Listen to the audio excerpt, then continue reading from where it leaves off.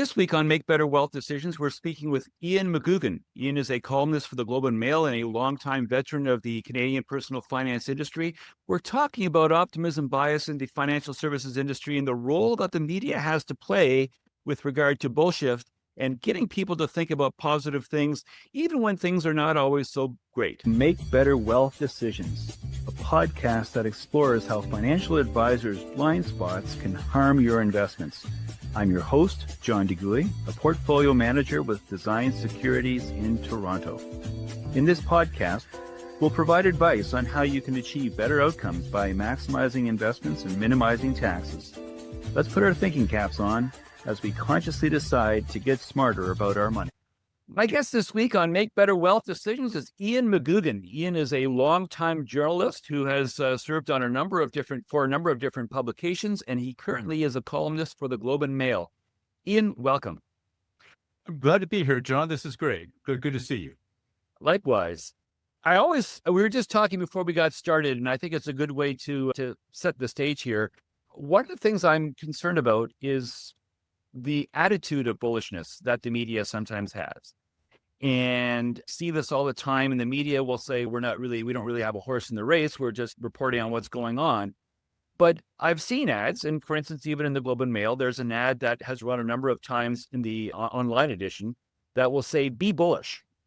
And I'm wondering if you can offer your thoughts on the media and specifically the extent to which it should direct people with regard to the attitudes they ought to take as they invest in capital markets. I'd rather start with a simple question. It's a complicated issue because I think, as we both know, that over the long haul, remaining positive and looking upon markets, investing, whatever, as a way to wealth creation makes sense. But that's always the right attitude. Should we be perma-bullish? No. And that's where it gets complicated. I think it's certainly fine to say, as the Globe ad does, that you should be bullish about yourself and about your potential. I think if people take that to mean be bullish about the markets, buy, it's insane. And I always laugh because when I was the founding editor of Money Sense magazine, and I remember talking in the early days of Money Sense to William Bernstein, who I think many of us know, renowned financial author, a medical doctor who turned his mind to finance. And I was trying to get him to write for us. And I said, William, we're going to do this right. We're not going to be just a mouthpiece for the industry. We're going to try to present an objective viewpoint about market. And he just roared. And he said, let me tell you, within 2 years, your advertisers will have something different to say. And in fact, that was true. I don't think we yielded to the pressure, but the pressure on media in general to be positive from advertisers is intense, and there's no doubt about it.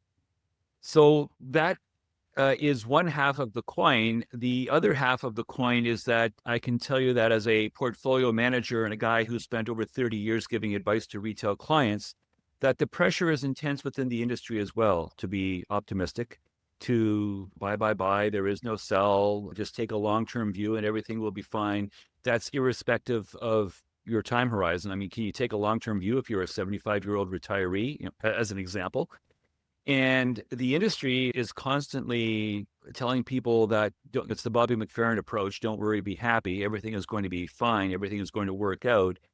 And in my view, part of why I wrote the book Bullshift is that I'm concerned about the commercial imperative toward perpetual bullishness and what that does to the objectivity of the industry. And so I asked you from your perspective of the media, but I can tell you that my perspective as a person giving the advice, it's the same sort of pressure, but instead of coming from advertisers, it's coming from employers and product suppliers who would want you to keep your investors, your clients, happy. And you keep them happy by talking about a better tomorrow and a car in every garage and a job for everyone and a happy retirement on a nice Muskoka chair somewhere and taking it easy. So the concern, I'll see if I can push back one more time about that, just to see if the media has a role, and I think financial advisors have a role to help inform their clients so they can make better decisions, because better decisions are informed decisions. And the irony that I found, especially with the Globe and Mail ad, is that it would said, be bullish. And then underneath it would say, make more informed decisions. And I thought, Sod, if you're informed and the news is not so good, then the admonition to be bullish is directly contrary to what you get as a direct consequence of seeking information. Let's think about that. I guess you could parse these things in different ways. I've always felt that there's not a simple answer, because I've always been struck with a number of people who sabotage themselves by being too conservative. And this was, I think, the case for a lot of people, especially, of my parents' generation, but even when I was growing up, there were people who refused to invest because they were afraid of potential losses. And I still see that happening. I have a good friend who refuses to invest in anything but GICs. She has $3 million and she will only invest in GICs. Arguably not the best strategy for all weather. On the other hand, you've now got people who have been affected by the gambling mindset. They love to trade stocks. They're convinced they're great stock pickers. Another friend of mine was explaining to me a few months back that he knows he's a great stock picker now because everything he's bought has gone up. But I was trying to point out to him gently that, well, in fact, everything has gone. That you could have bought just about anything and it would have gone up. And so these are some of the things that make life complicated. For a simple-minded person like myself, I've always tried to make it fairly simple. I think 80% of the time, you should be positive and you should be bullish. 20% of the time, you should be quite conservative. I think we're in that 20% right now. I do agree with you on that. I think if you're going to choose one default mindset, being positive is not a bad place to start. Again, full disclosure, I agree with you. I have been a bull and positive and optimistic a lot longer than I have been concerned. I don't know that I would ever call myself a bear necessarily, but I would say that I'm concerned that whenever the objective evidence, valuations and so forth, suggest that there might be more risk than you might be aware of in your investing, that you should tread lightly and be more careful. And my concern is that I don't see the industry changing its narrative in a material way, irrespective of what those broader circumstances are. And as a result, that causes me to question whether the industry can ever say, just pump the brakes here. And I think being optimistic is the right approach 19 times out of 20. But if this is the 20th time, what are we going to do about it? And are we going to say anything differently? And are we even capable of saying anything differently? So I'll see if I can make you the proxy for journalism writ large. Once again, you may not want that, but I'll do it. You're a bit of an Eminence squeeze in the industry. You've been with the Globe for a long time. You are the executive editor for Canadian Business Magazine. You are the founder of Money Sense, as you pointed out.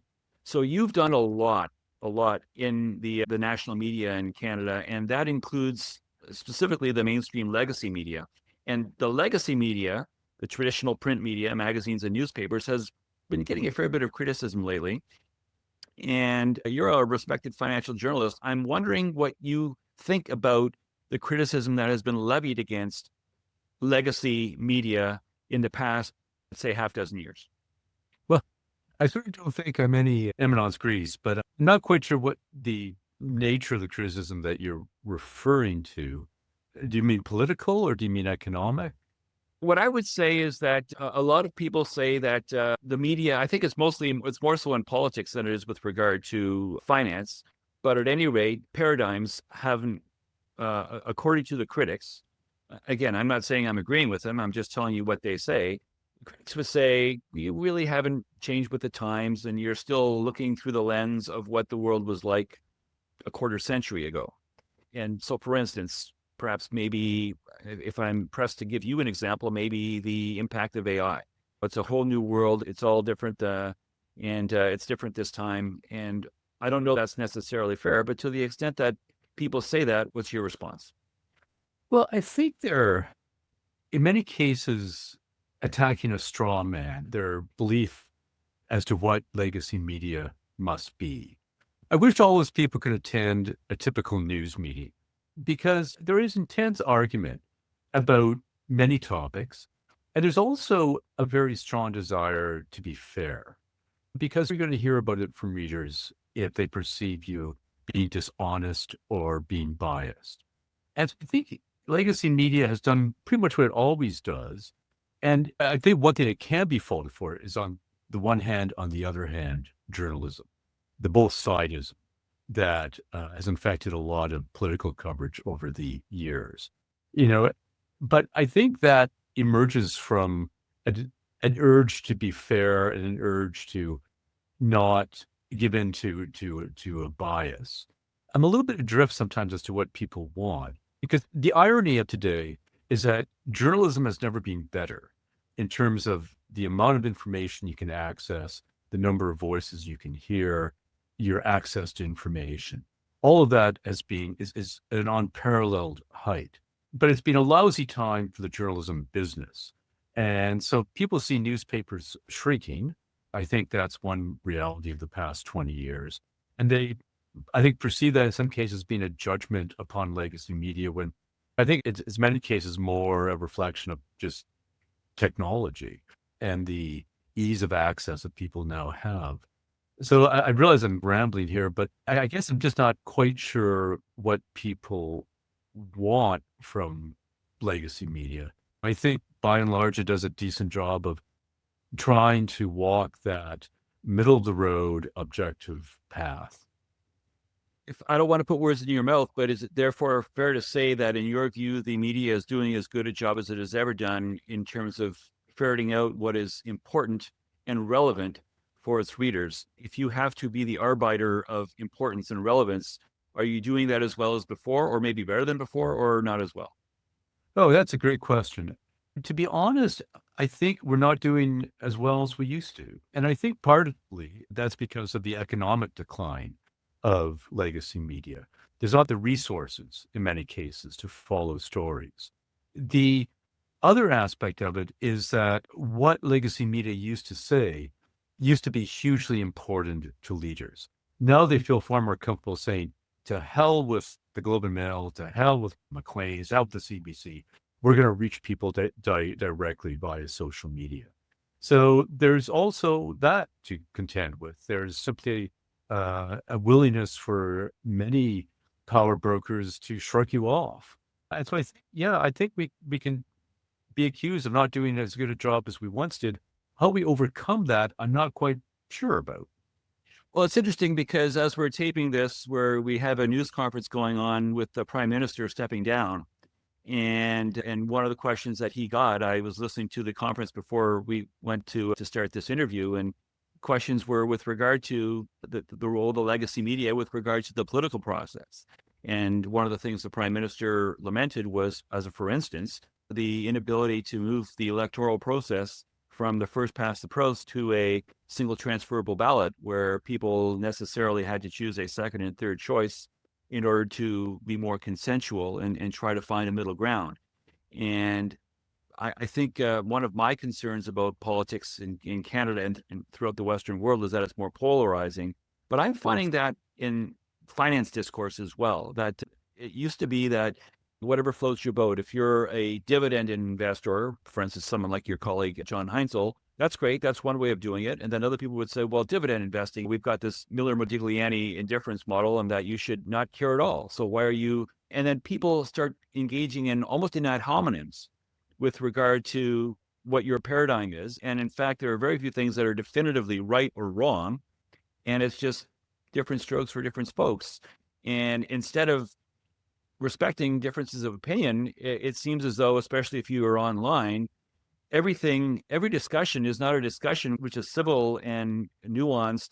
Rather, it's just a fight to the death where you take a position and you dig in and everything goes that way.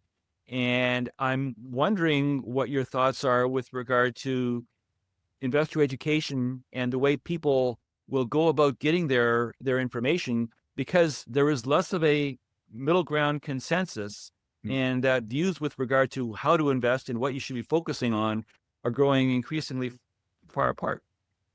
Yeah, I think that a good starting point for people is to realize there is a body of knowledge in finance.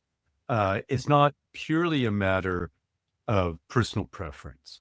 There are some things we can say with a high degree of certainty. I always find Hendrik Bessenbinder very fascinating when he talks about the fact that most stocks lose you money, or at least don't do anything more than putting your money in a bank account would. Like, that's historical fact. And I think it always fascinates people because that's not what they're told by the industry, to your earlier point. And so there are things like that are, I think, based upon data that we can say with some assurance that we're right. But the problem for a lot of investors is they come to investing either through a company website, a company that's trying to sell them something, or they come to it through a newsletter. And the guy who writes the newsletter is trying to convince them that his particular philosophy of investing is the bee's knees. It beats everything. And both of those are likely to steer you wrong. I've always suggested to people that if they read a couple of basic books, they will wind up so much wiser. The remarkable thing in my experience is that nobody has ever actually done that. I've always suggested winning the loser's game. Charles Ellis. Yeah. Yeah, great book. Is a great place to start. I think I've recommended that book too. Got a copy right behind me here. Yeah. Oh, there you go. Yeah. I think recommended that book to upwards of 100 people. I don't think any of them has actually read it. It's rather embarrassing if you're a writer and you realize how few people actually enjoy reading. And all I can say is that I think people have the resources to inform themselves much better, but I think that's on them, that they do not really want to take the time to read what they perceive will be a boring book. They'd far rather get caught up in the excitement of the moment, put their money down and see how it turns out. That's not a great recipe for success in any field. Sure. We're early in the new year, and with the new year comes forecasts for what the new year might bring. You recently wrote an article about forecasting being broken. Could you maybe just take a moment to explain why you say that? Sure. I think that there are times in the economic cycle where you can feel with a reasonable degree of confidence that this trend will continue and you can therefore extrapolate it.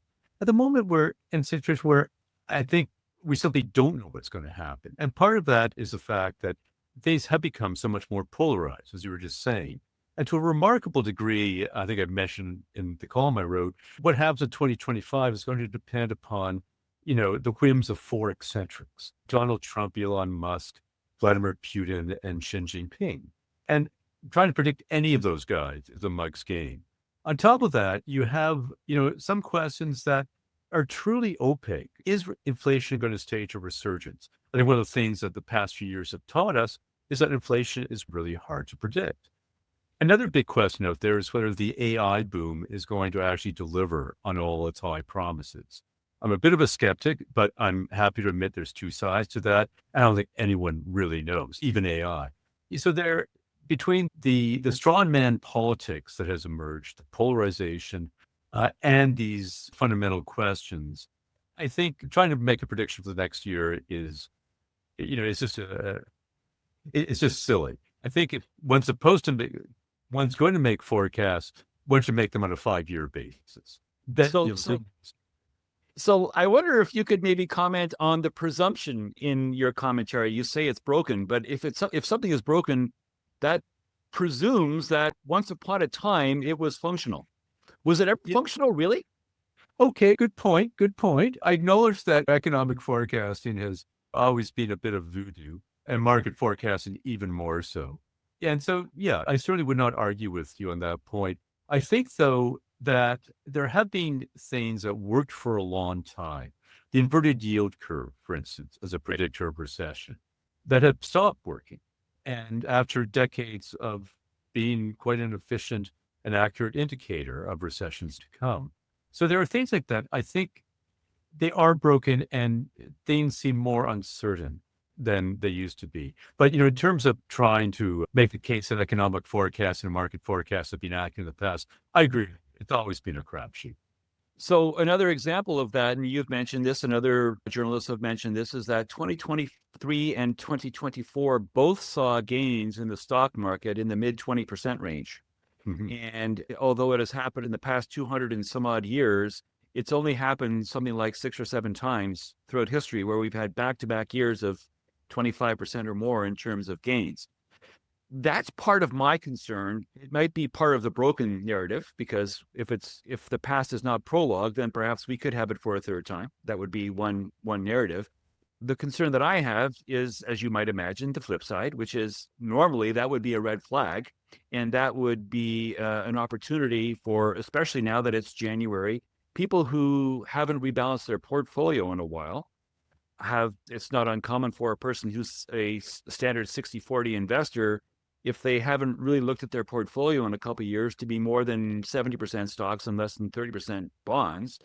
And if ever there was a time to take profits and take risk off the table, it would be January, because you can wait 16 months before you have to pay your taxes on the capital gains that you can trigger. There was no tax loss selling in December of 2024 because, as you mentioned earlier, everything was up.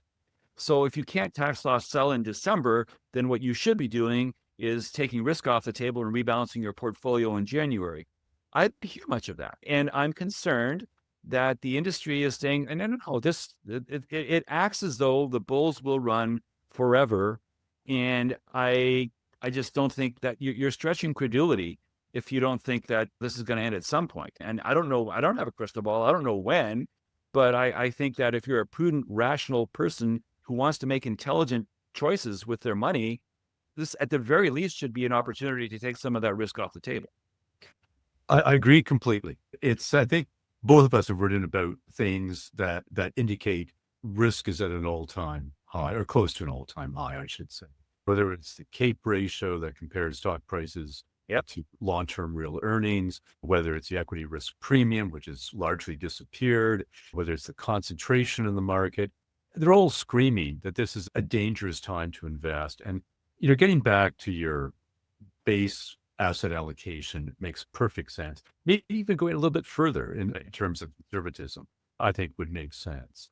There are very few things that make me feel wildly optimistic about what this year is going to hold. You have to make assumptions that somehow this cycle is going to beat all historical precedent on a number of fronts.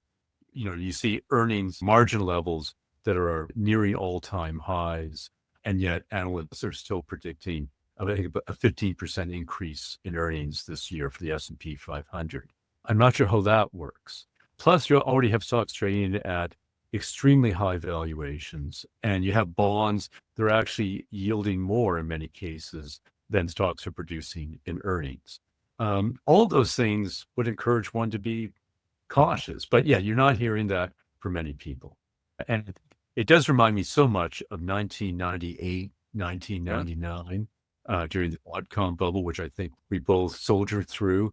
And the pervasive air of optimism is very difficult to contend against. Okay, so let's see if we can wrap this up with the way I always like to wrap things up, which is the podcast is called Make Better Wealth Decisions. What advice can we have from you, Ian, with regard to the general public? What advice would you give people to help them make better wealth decisions? I think it's simply to take a long-term view. That I think if you ask yourself with any financial decision, will this make you feel better in 10 years' time?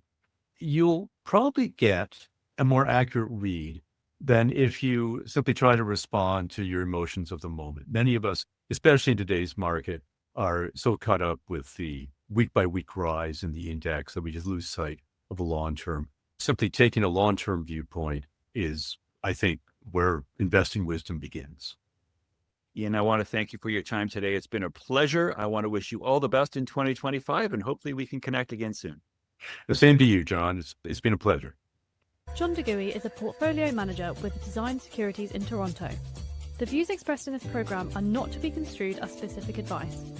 It is recommended that you consult a qualified advisor before taking action. His books, The Professional Financial Advisor 4, Stand Up to the Financial Services Industry, and Bullshift are available through Amazon and in bookstores throughout Canada. You can reach John at 647-STAND-UP. That's 647-782-6387 or at jdegooey@designedsecurities.ca.